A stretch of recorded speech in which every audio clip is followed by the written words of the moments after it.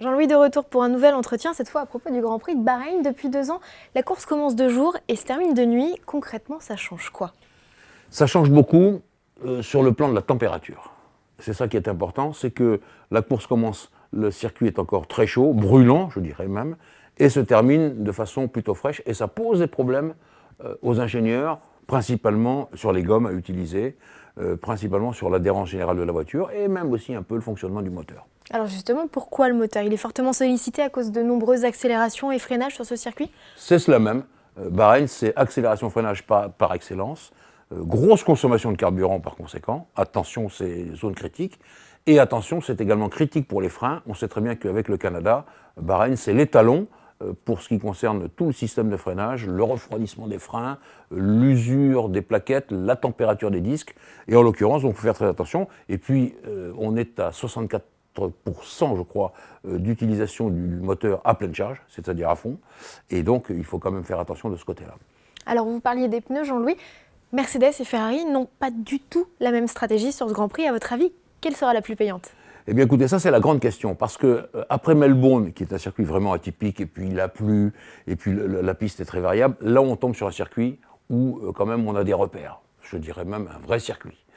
Et en l'occurrence, à Melbourne, on a vu qu'avec les pneus tendres, Ferrari était mieux que prévu, avec les super tendres notamment, alors que Mercedes s'est précipité sur les médiums, c'est-à-dire ce qu'il y avait de plus dur. Là, ce sont les mêmes pneus, et on s'aperçoit eh bien, que Ferrari a opté pour les plus durs, les médiums, en majorité, et alors que Mercedes revient un peu en arrière. Donc là, personne ne peut prévoir, même pas encore les calculateurs, ce qui va se passer. Il faut voir cette stratégie qui vraiment sort de l'ordinaire, qui est à l'opposé de ce qu'on a vu jusqu'à présent. Par exemple, à l'opposé des Ferrari qui sont toujours mis en pneus tendres, à l'opposé des Mercedes qui vont utiliser des pneus tendres, que Rosberg n'aimait pas du tout d'ailleurs à Melbourne, pour délaisser les médiums, là où ils ont été extrêmement forts pendant tous les essais hivernaux. Donc on va voir. Alors du côté de chez Renault, à quoi peut-on s'attendre sur ce Grand Prix, Jean-Louis? Quels sont les objectifs visés par l'écurie? Eh bien écoutez, je pense que cette fois, chez Renault, ils voudraient arriver à marquer 1 ou 2 points. Ça ne serait pas si mal que ça. La base de l'organisation, la base de la voiture est saine. On l'a vu à Melbourne. Ça, c'est bien. Là, maintenant, il faut capitaliser. Il faut aller plus loin encore. Il faut améliorer les performances. Je répète qu'ils ont beaucoup de retard chez Renault et ils le savent. Mais ce serait bien. Alors, il y a quand même un point où il va falloir faire très attention, c'est naturellement le moteur. On vient de dire que c'était difficile pour les moteurs. Oui, alors donc le moteur Renault, on va voir s'il passe ce test de Bahreïn, qui est un test important pour lui. Du côté des pilotes, Jean-Louis, on se souvient du terrible accident de Fernando Alonso. Est-ce que le pilote espagnol sera sur la course ou bien est-ce qu'il peut avoir un carton rouge, on va dire, de la FIA qui ne veut pas de sa présence sur le circuit? Écoutez, franchement, je crois qu'il n'y aura pas de souci pour Alonso. Les médecins vont naturellement observer de très près où il en est. Mais je rappelle cette anecdote, le lundi, je suis allé déjeuner dans un restaurant où on va toujours à Melbourne, le Donovan, pour ne pas le citer, sur le bord de l'eau. Et en sortant, qu'est-ce que je vois? Mon Alonso qui était là, en train de déjeuner avec ses copains. Bon, il avait un pansement sur le genou droit. Quand il est sorti, il boitillait un peu. Bon, enfin, ça, c'est des garçons qui ont de la ressource. D'abord par l'entraînement physique, et puis aussi dans le moral, dans la tête.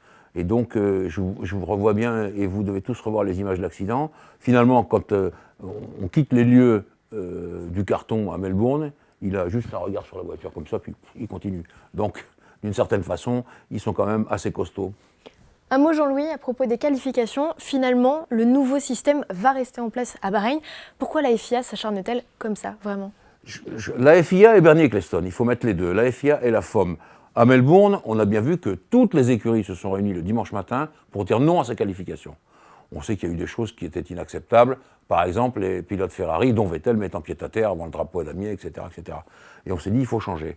Et puis, quand on est arrivé au vote devant la commission de F1, là, il y a eu quand même 2 écuries qui n'ont pas été unanimes, à savoir Red Bull et McLaren. Pourquoi, j'en sais rien. Peut-être qu'on avait quand même un peu changé l'histoire. En tout cas, Bernie Ecclestone se plaint en disant au pilote, c'est pas vous qui décidez, c'est vrai, c'est les équipes. La FIA laisse un peu aller tout ça, il faut bien voir les choses en face aussi. Vous savez, on a eu des présidents de la FIA très présents en Formule 1, trop présents peut-être même, Jean-Marie Balès, Max Mosley. Jean-Todt, c'est l'inverse, il est à l'écart de tout ça, et peut-être que du côté des équipes, on fait un peu ce qu'on veut. Quoi qu'il en soit, la dernière phrase que j'ai entendue, elle me fait un peu peur. les ingénieurs disent comme ça on va pouvoir admirer nos stratégies. Moi, les stratégies des ingénieurs, ça ne m'intéresse pas du tout. Ce qui m'intéresse, c'est les pilotes qui se battent en rang serré pour la victoire.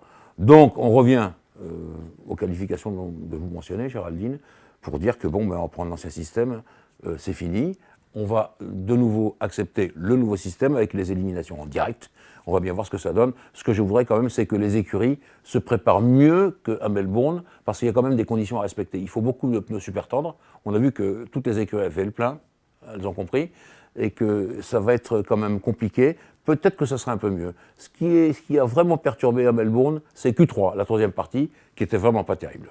Mais grosso modo, Jean-Louis, il y a quand même une tension permanente dans le paddock. On sait que les pilotes en ce moment ne sont pas contents. Ils estiment que l'instance gouvernante est mal structurée, elle les empêche de progresser. Enfin, est-ce que c'est un avis que vous partagez ? Oui, complètement. Je pense qu'on a trop d'aérodynamique, et ça, Géraldine, vous et moi, on l'a dit je ne sais pas combien de fois dans ces entretiens. Trop d'aéro sur les voitures. Pas assez de grippe mécanique, ce qui est quand même la base de la voiture normale de tous les jours. Vous ne voyez pas des voitures de série avec des ailerons, non. Du grip mécanique, il faut que les pneus tiennent par terre, que les suspensions marchent bien, etc. Ça, c'est ce que les pilotes réclament, parce que ça nous donne des courses vraiment au contact. Je crois aussi qu'il y a de la tension, que vous mentionnez fort justement, parce qu'on est en train de préparer les règlements de 2017 qui changent tout. Et personne n'arrive à se mettre d'accord. Et donc, tout ça réuni avec Bernie, qui veut montrer encore qu'il commande, ça fait une espèce de melting pot, mais c'est un peu tremblotant, et ça défrise un peu les téléspectateurs. Il faut y faire attention, les téléspectateurs, c'est eux qui finalement payent pour voir les Grands Prix ou ne payent pas.